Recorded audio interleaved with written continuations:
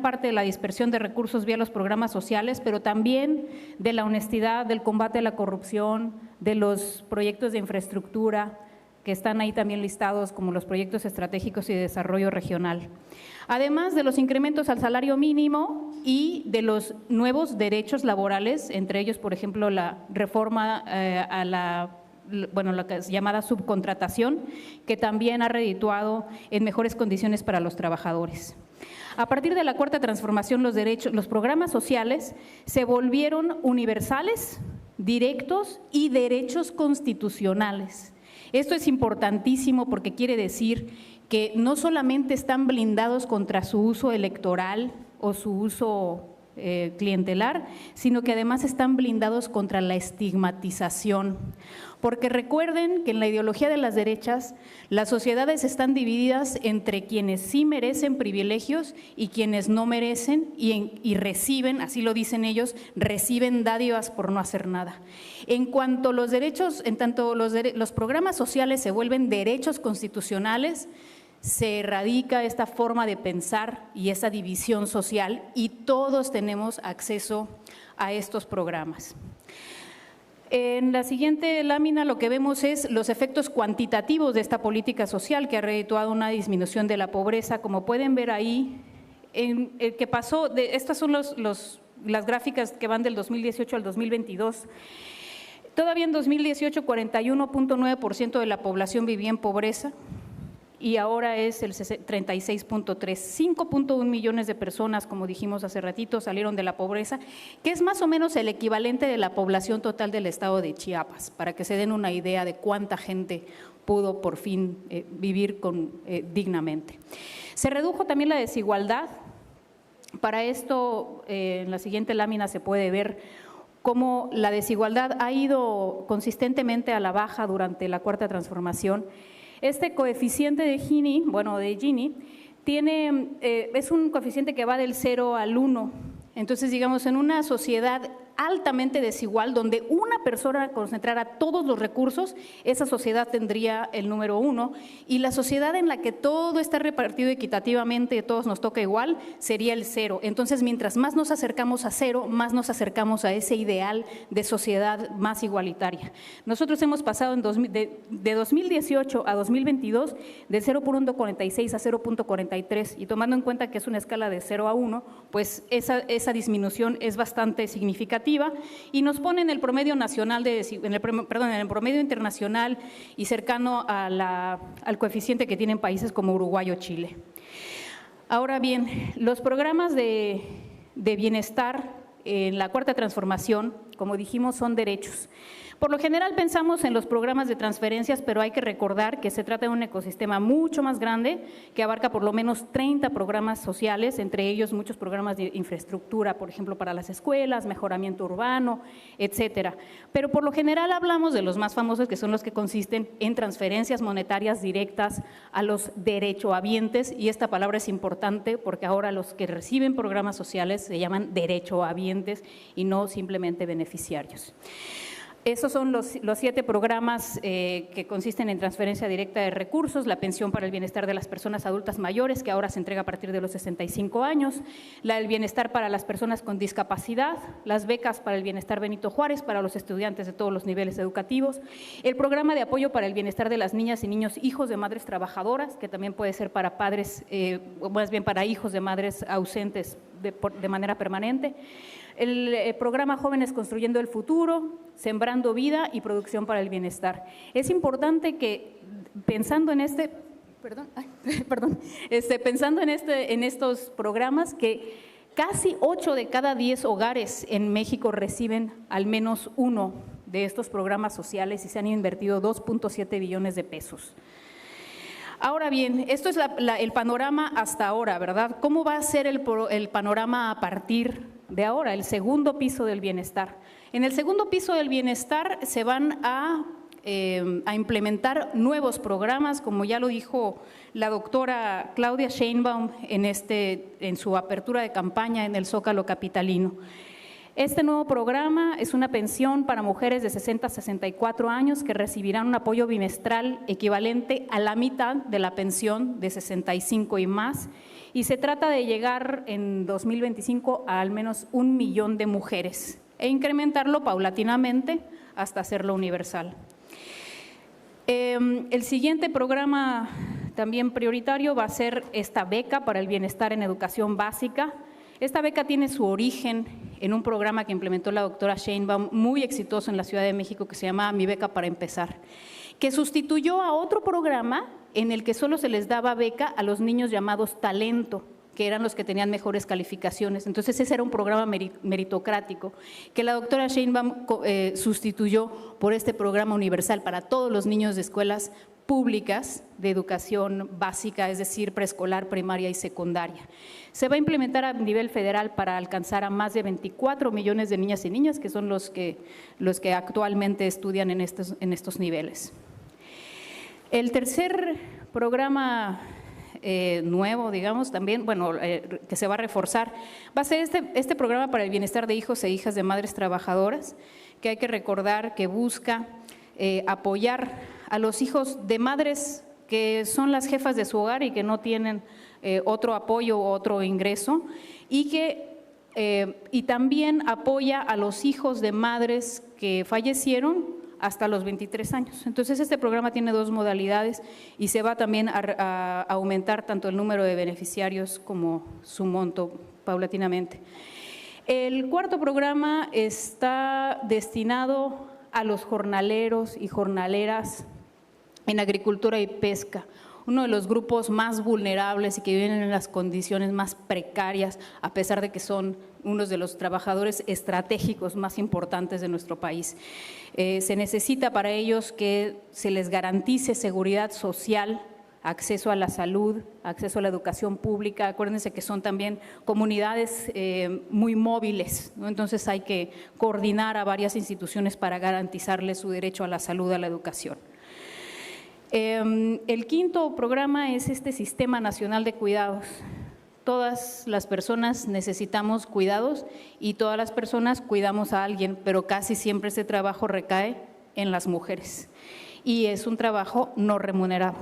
Entonces, aquí de lo que se trata es de, bueno, primero crear centros públicos de cuidados y de educación inicial, porque es muy importante que el cuidado esté vinculado a la educación desde los más pequeños, a todo el sistema educativo. Y por supuesto se le va a dar prioridad a las trabajadoras jornaleras agrícolas y a las mujeres trabajadoras de la maquila. También paulatinamente se implementarán licencias de maternidad y paternidad, porque pues también los padres tienen derecho a cuidar, no solamente obligación. Y pues también se va a tratar de convertir gradualmente las escuelas con horario extendido en las zonas que tienen mayores carencias.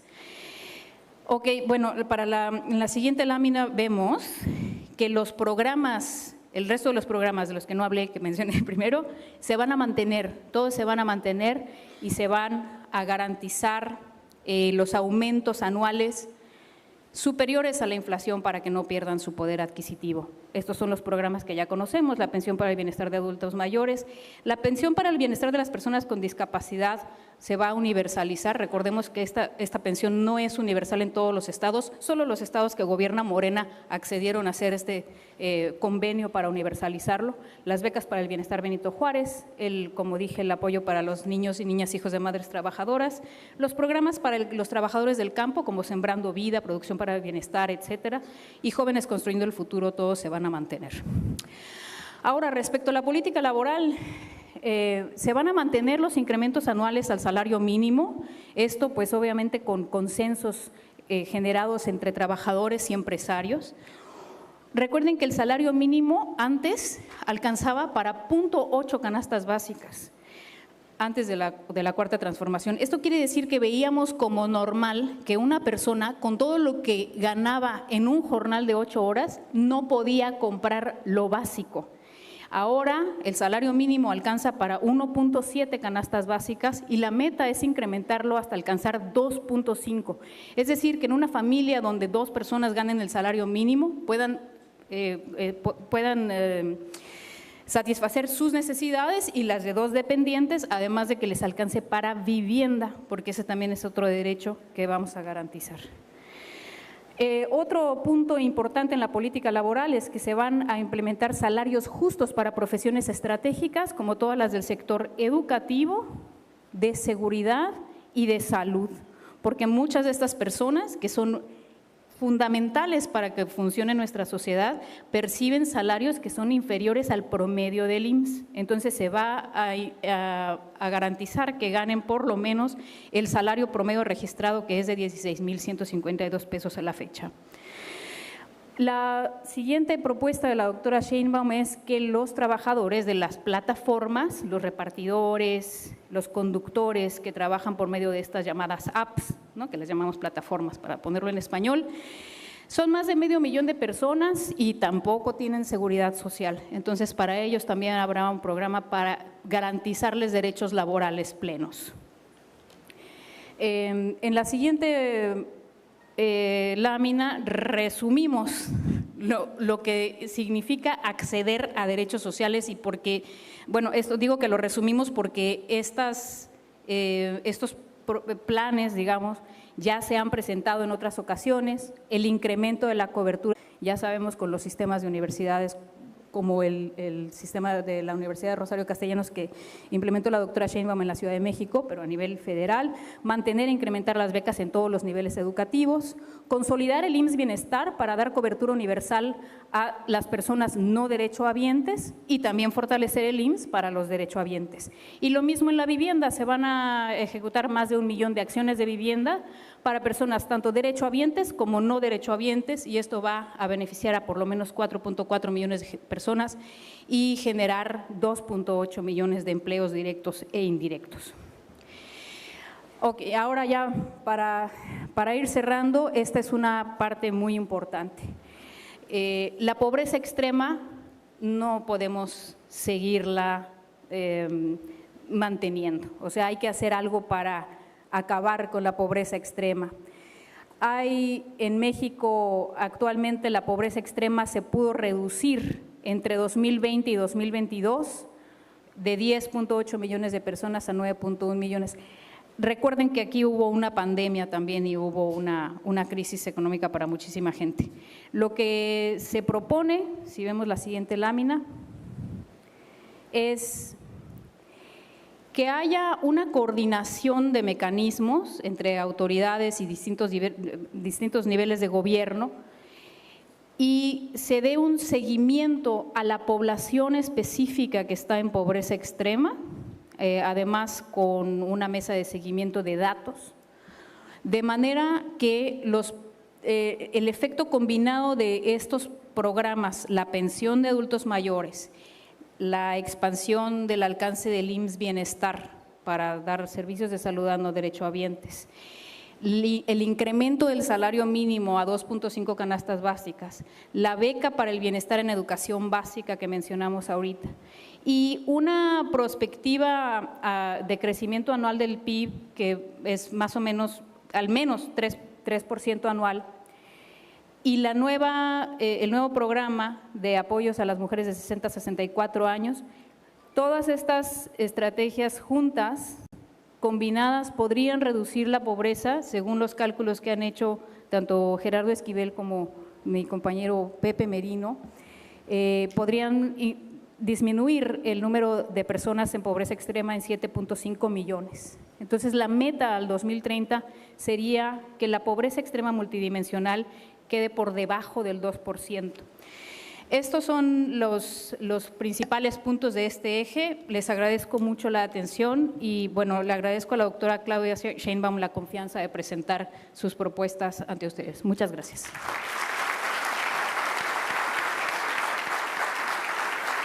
Gracias a la doctora Violeta Vázquez Rojas Maldonado, coordinadora del Eje Derechos Sociales, Bienestar y Reducción de la Desigualdad. Es momento de escuchar el mensaje de la doctora Claudia Sheinbaum Pardo, candidata única a la presidencia de la República.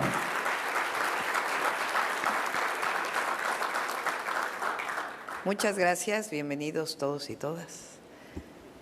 Hemos incorporado a expertos, académicos, ciudadanos, ciudadanas, trabajadores, trabajadoras, campesinos, campesinas, todos los sectores a este proyecto de nación que representa el segundo piso de la Cuarta Transformación. Y entre el privilegio de tener a varias personalidades, pues tenemos el privilegio de trabajar con Violeta Vázquez Rojas. Ella es una reconocida académica del Colegio de México, ¿es cierto? Y ha trabajado desde hace muchos años diversos temas sociales, entre otros el tema de los grandes derechos sociales y el estado de bienestar. Y estas propuestas que presentamos el día de hoy conjuntan diversas propuestas que presentamos el 1 de marzo cuando inició la campaña y que es pertinente presentarlas ahora porque en el debate del domingo uno de los grandes temas es reducción de la pobreza y la desigualdad, crecimiento económico, desarrollo económico. Y como bien explicó Violeta, nuestra perspectiva es completamente distinta al modelo neoliberal. Nuestro objetivo es seguir construyendo derechos sociales y la protección de los derechos humanos, de las mujeres, de los hombres, de los jóvenes, de los adultos mayores. Vamos a mantener para ello todos los derechos sociales incorporados por el presidente Andrés Manuel López Obrador y además vamos al segundo piso de la Cuarta Transformación, que lo resume Violeta y lo explica con toda certeza los programas en qué marco los estamos planteando. Es la disminución de la pobreza, la disminución de las desigualdades, el que no haya pobres extremos, hombres y mujeres, niños, niñas en nuestro país, ¿a través de qué? De seguir ampliando los derechos sociales en esta construcción del estado de bienestar en nuestro país. Y eso significa o se traduce en las distintas propuestas que hemos desarrollado. Seguir avanzando en los derechos de las mujeres con la pensión o el apoyo universal a mujeres de 60, 64 años en un reconocimiento de las mujeres y los cuidados que hemos desarrollado las mujeres desde hace muchos años y por ello es a las mujeres. Es decir, las mujeres nos hemos dedicado, aunque no debería ser así, al cuidado de los hijos, al cuidado del hogar, al cuidado de los nietos, al cuidado de las familias. Y por ello es un reconocimiento a ese trabajo a las mujeres que llegan a la adultez mayor o a ser personas mayores a los 60 años y entonces este apoyo mensual. El apoyo a los niños y a las niñas que van a escuelas públicas, que no solamente significa fortalecer la educación pública, sino atender la pobreza de niños y niñas. En la Ciudad de México, de un análisis que hizo Evalúa Ciudad de México con el Colegio de México justamente, se demuestra que la beca universal a niños y niñas de preescolar a secundaria disminuyó la pobreza infantil. Y ese es el objetivo al llevarlo a nivel nacional, fortalecer la educación pública y además atender a los niños y a las niñas y por supuesto a las familias que tienen niños y niñas en edad de preescolar hasta secundaria. Dar mayores derechos sociales a sectores que no los han tenido, como los jornaleros agrícolas, las jornaleras agrícolas que deben tener acceso a la seguridad social y también de la pesca. Hay un sector muy importante, principalmente de mujeres, en Tamaulipas le llaman las despicadoras, por ejemplo, del camarón, que se dedican a pelar el camarón, que ganan a través de a destajo, el trabajo a destajo, que no tienen acceso a la seguridad social y que representan un sector muy importante en el país. Lo mismo ocurre en Veracruz y en los lugares en Sinaloa, mujeres y hombres, pero principalmente mujeres que son contratadas a destajo, se llama, es decir, por la cantidad de pescado o de mariscos que preparan y que no tienen acceso a la seguridad social. Entonces, vamos a ponerlo por ley que tengan el acceso a la seguridad y de igual manera…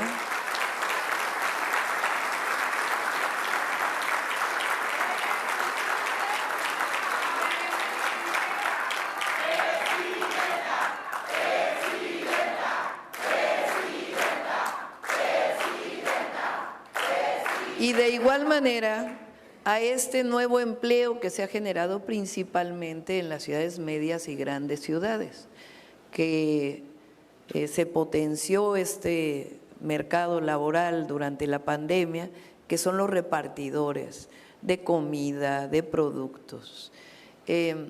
Malamente estas grandes transnacionales, porque son transnacionales, no los contratan, sino que los hacen socios. Y al hacerlos socios, pues entonces se les da un apoyo que ni siquiera está asociado al salario mínimo y ganan principalmente de las propinas que le dan las personas a donde se llevan los productos. No son socios, son trabajadores y trabajadoras y deben tener derecho también a la seguridad social. Entonces también lo vamos a poner por ley, es uno de los…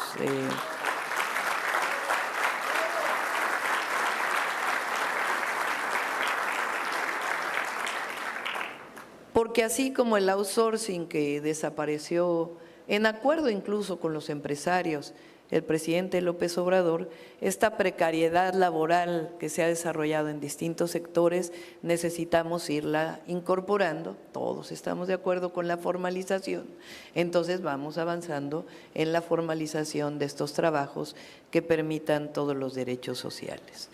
Y por otro lado, el apoyo a las mujeres a través de los centros públicos de cuidados o de educación inicial. No son estancias infantiles que se permitieron con Calderón por la corrupción, no son guarderías, porque no se trata de guardar a los niños y a las niñas, sino realmente de atención a la primera infancia.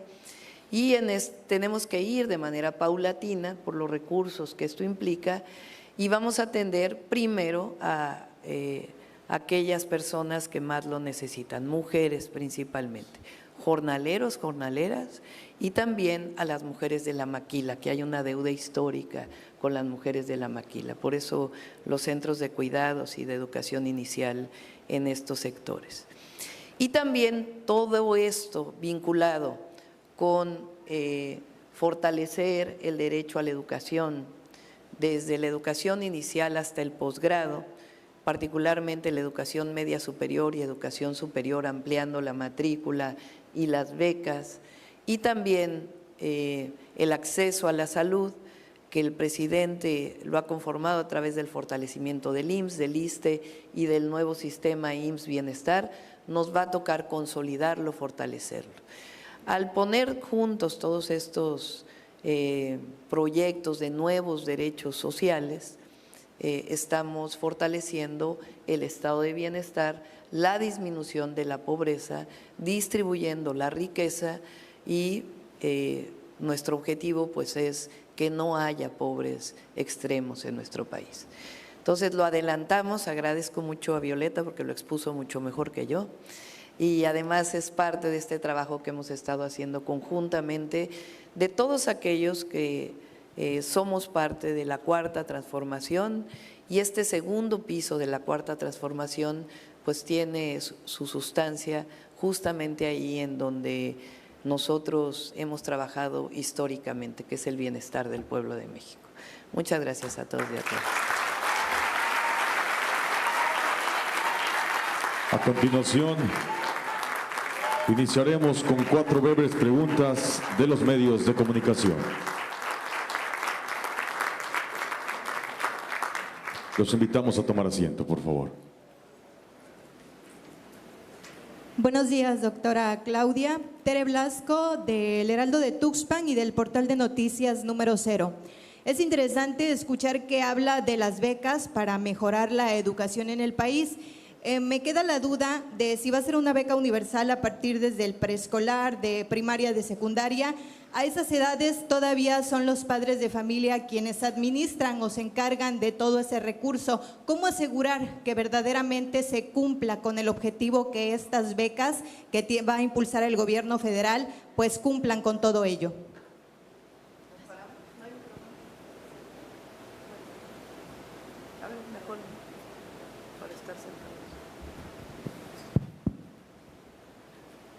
En la Ciudad de México lo hicimos así. Es una pequeña beca que se le da a todas las familias que tienen hijos e hijas en preescolar, primaria y secundaria. Y llegando al gobierno, vamos a hacerlo en 3 años, por los recursos que esto implica. Estamos hablando, obviamente, con las becas que ya existen y ampliándolo en alrededor de 100,000 millones de pesos, más o menos, adicionales. Entonces lo vamos a ampliar. El primer año estamos evaluando justamente con el equipo si vamos por edad escolar, es decir, si iniciamos por secundaria, por ejemplo, y después ampliamos a primaria, o si iniciamos con preescolar y secundaria. Nos vamos a llevar 3 años en poderlo cumplir para la universalidad, pero vamos a iniciar en el 2025. O lo hacemos por estados de la República, por ejemplo, dadas las necesidades. Entonces estamos trabajando en ello. El primer año evidentemente vamos a cubrir una parte importante y para el 2027 pues van a estar todos los niños y niñas ya con esta beca universal. De igual manera, el apoyo a mujeres de 60 a 64, la idea es que sea la mitad de lo que corresponde a la pensión universal. Eso implicaría para 1 millón de mujeres 18,000 millones de pesos en el 2025 y ya sabemos de dónde van a venir. Y después en el siguiente año ya lo haríamos universal. Estamos hablando, Pepe, si no me equivoco, de cerca de 2.5 millones de mujeres que están en esta edad. Así sería.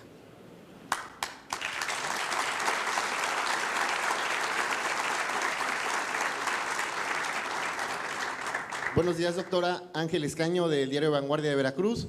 Bueno, después de escuchar sus propuestas o estos ejes que van a dar paso al segundo piso de la cuarta transformación, ¿usted qué proyectos visualiza ya como presidenta para el estado de Veracruz? Y también si nos pudiera hablar acerca de su visita precisamente este día a diferentes municipios de la zona norte aquí de Veracruz. Ahora a ver si me pasan la lista de los proyectos para Veracruz.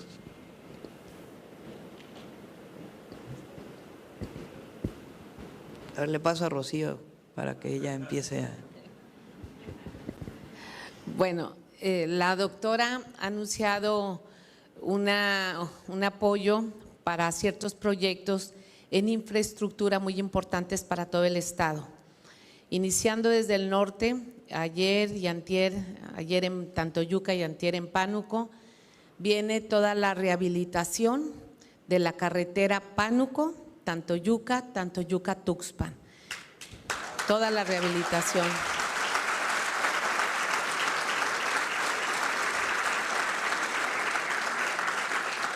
También viene la ampliación de la carretera 180 del tramo Vega de la Torre a Cardel. Son aproximadamente 35 kilómetros, justo donde termina la autopista que llega hasta Martínez de la Torre para pasar más o menos a donde está Laguna Verde. Es un tramo que falta para ampliar, también nos va a apoyar.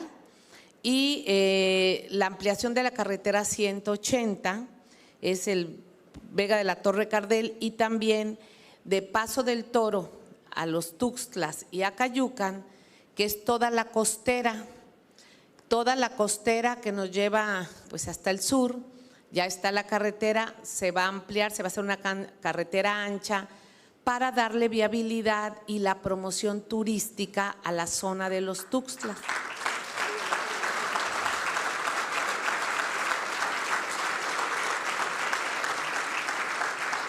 También nuestra candidata, consciente y conoció el proyecto que se tiene para pues la movilidad en la zona de acceso al puerto de Veracruz, a la zona portuaria. Se va a hacer un gran distribuidor vial con una visión a largo plazo para poder dar mayor movilidad a todos los vehículos que llegan al puerto y también a la descarga del puerto. Eso es urgente, que lo ha pedido hasta TAMSA. Y otro es el libramiento Córdoba-Orizaba. Córdoba-Orizaba, que es una zona también productiva, industrial, requiere un libramiento que son 40 kilómetros, lo va a hacer también la Federación en la presidencia de la doctora Claudia Sheinbaum, y la rehabilitación de la carretera 145, que es desde Tinajas a toda la cuenca del Cosamaloapan hasta Sayula. Esa carretera ustedes saben que es la que más se utiliza y transita para la caña, para la cosecha de piña, para toda la zona productiva, y es una carretera que requiere una rehabilitación. Hay tramos en donde no tiene acotamiento y se va a arreglar. Y la carretera, tenemos la carretera Huatusco-Puebla, que ya está hecha, pero faltó un tramo de 6 kilómetros para que toda esa zona del café que transitan mucho con el vecino estado de Puebla, pues quede en conclusión. Son solo 6 kilómetros también.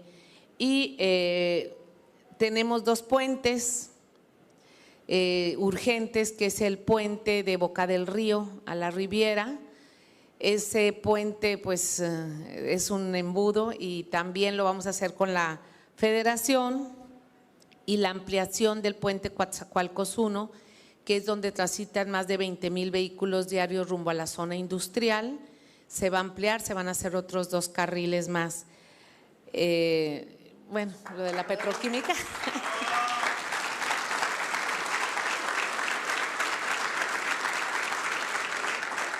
Y un tema que es muy importante para Veracruz, por supuesto, y para el país, es el rescate y la rehabilitación de la petroquímica. Si bien el presidente Andrés Manuel López Obrador en este sexenio rescató la refinación, nuestra candidata ha mostrado toda la disposición para el rescate a la industria petroquímica sobre los complejos petroquímicos que tenemos asentados, sobre todo en el sur de Veracruz, así como también vamos a ayudar al rescate de la producción de los fertilizantes, que esa es una gran responsabilidad que tenemos en el campo mexicano y que Veracruz juega un papel muy importante. Entonces son muchos proyectos, grandes proyectos, y ese es el tamaño de Veracruz, pero también el tamaño también aquí en Tuxpan, exacto, el Parque Industrial de Tuxpan. Aquí en Tuxpan,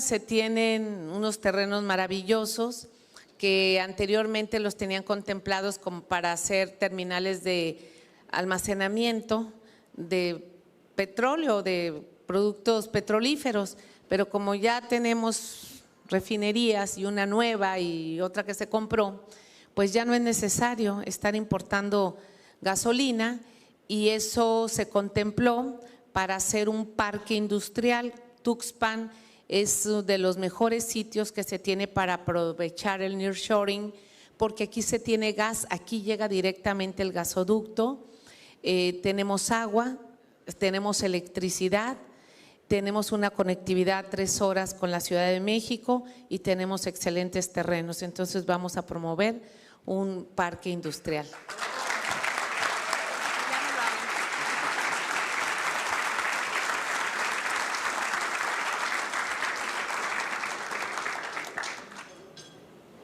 Gracias, buenos días. Marta Martínez del periódico Reforma. Yo tengo 2 preguntas. La primera, doctora, en materia de reducción de pobreza extrema, si nos pudiera abundar esta meta que ya comentaban, de qué porcentaje concreto estamos hablando y sobre todo de ¿cuántas personas estamos hablando? El número de personas que saldrían de la pobreza extrema de acuerdo a esta meta planteada el día de hoy.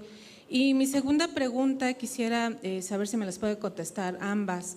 Es pedirles una opinión sobre esta denuncia respecto a que en el convoy que acompaña a la candidata Nale habría una camioneta con reporte de robo y otra propiedad del Ayuntamiento de Martínez de la Torre. Si me pudieran dar una opinión, por favor.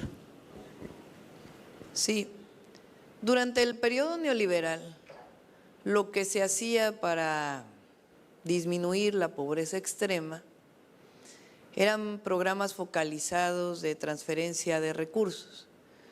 Entonces, si de acuerdo con el Coneval la pobreza extrema, particularmente de ingreso, estaba asociada a un mínimo, entonces lo que se hacía es que se transfería lo que representaba el adicional para poder salir de la pobreza. No sé si se entiende. Si el mínimo eran 200 pesos adicionales, pues entonces se transferían 200 pesos. Y en realidad eso pues era un programa focalizado que no dio resultados y además acabó siendo totalmente clientelar, porque lo que había era, te doy el recurso si votas por el partido fulano o por el partido mengano. Entonces nosotros no creemos en esa forma de disminución de la pobreza. Nosotros creemos en generar todos los derechos que les permita a las personas que viven en pobreza extrema poder salir de esta pobreza. Y por eso hablamos de una acción combinada, desde acceso a la educación, acceso a la salud, acceso a la vivienda y también los programas sociales que estamos planteando, que serán convertidos en derechos porque son universales, y también el propio desarrollo económico del país que va a permitir. La idea es que no haya pobreza extrema en nuestro país y si no, disminuirla de manera sustantiva. Y el campo también, porque hay una parte importante de la pobreza extrema que está en zona rural. Entonces, el apoyo al campo de una manera integral también va a ayudar a disminuirla. Estamos hablando de 7.5 millones de personas. Sí, y para el periódico Reforma, a mí me hubiera gustado que antes de que publicaran nos hubieran preguntado, porque traemos aquí una guerra sucia de todos los días. Ya contesté por Twitter al Reforma. Yo traigo solamente 2 camionetas. Simpatizantes, militantes se suman a la gira o me acompañan a diferentes eventos. La camioneta negra que ustedes reportan como robada, la foto es del 18 de enero, donde jóvenes dueños de la camioneta, que son de Coatzacoalcos, nos acompañaron. Ellos se regresaron a su casa posteriormente y el 27 de marzo, 2 meses después, les robaron la camioneta, reportaron y hicieron la denuncia. A ellos mismos, a los dueños, les robaron la camioneta, pero la fotografía es del 18 de enero. Entonces, todos los días son publicaciones que alguien lanza, sobre todo la oposición, porque es un golpeteo, estamos en una elección. Y pues imagínense que yo todos los días tenga que estar saliendo a desmentir cuando yo tengo giras de 3, 4 municipios que visitar, ya llevo 160 y como son todos los días y es una tercera persona que ni conozco, pero quien sale a decir tantas cosas, el día de hoy estoy presentando una denuncia en la Fiscalía General de la República, el día de hoy.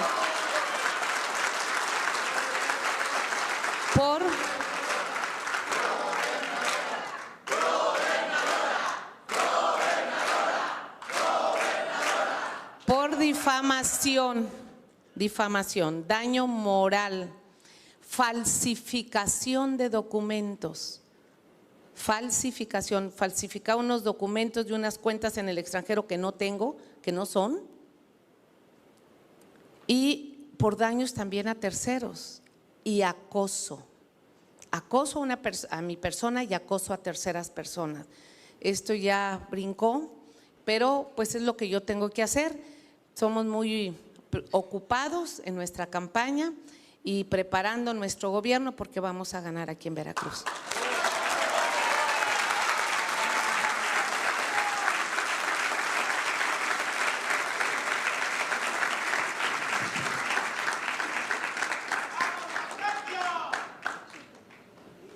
¿Listo? Falta una.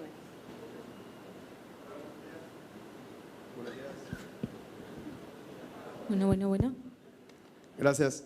Preguntarle, doctora, o a la doctora Violeta, si actualmente son 8 de cada 10 mexicanos que tienen algún programa social derivado de este nuevo proyecto, de este plan que están organizando a 2030, ¿subiría esta proporción? Y preguntarle, doctora, en particular a usted, ayer entrevistan en Milenio a Xóchitl Gálvez, dice que este arroz no se coció, no se ha cocido en referencia a que la elección no está ganada todavía y que están espantados del lado de la Cuarta Transformación. Preguntarle si es así, ¿por qué la guerra sucia viene por parte de la oposición? Gracias. Violeta, ¿quieres contestar, Violeta? Gracias por la pregunta. Bueno, obviamente al incrementarse, al mantenerse los programas que ya están, pues esperamos que este número no se va a reducir. Pero al haber nuevos programas que incluyen a niños, las becas para niños de educación básica en escuelas públicas y a las mujeres de 60 a 64 años, pues se espera que habrá un incremento. Si no necesariamente, digamos, no es que vaya a abarcar absolutamente todos los hogares quizá, pero sí va a haber necesariamente un incremento y además un incremento obviamente en el número de beneficiarios, más allá del número de hogares.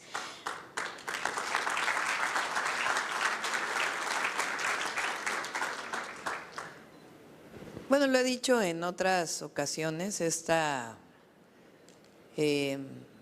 primero la manera de hacer política muestra quiénes son el PRI y el PAN, el PRIAN, y quienes los financian. Como haces política, pues es como te vas a comportar si quieres ser gobernante.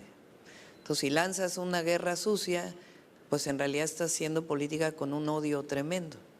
Por eso, desde el 1 de marzo, ahí lo tengo fijo en mis redes sociales, nosotros hacemos política con amor, no con odio. Esa es la gran diferencia. Y por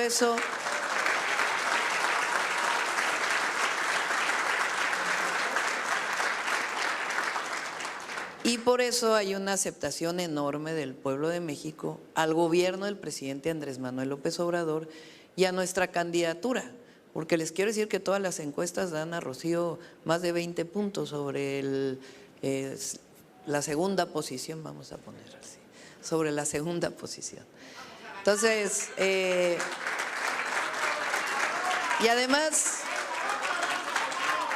el domingo es el debate y nos va a ir muy bien también. Gracias, compañeras y compañeros, por su presencia. Con esto finalizamos la presentación Eje Temático, Pobreza, Desigualdad y Empleo. Los invitamos también a tomarnos una foto con nuestras amigas y amigos que hoy están presentes en este importante foro. Gracias, que tengan ustedes un excelente día.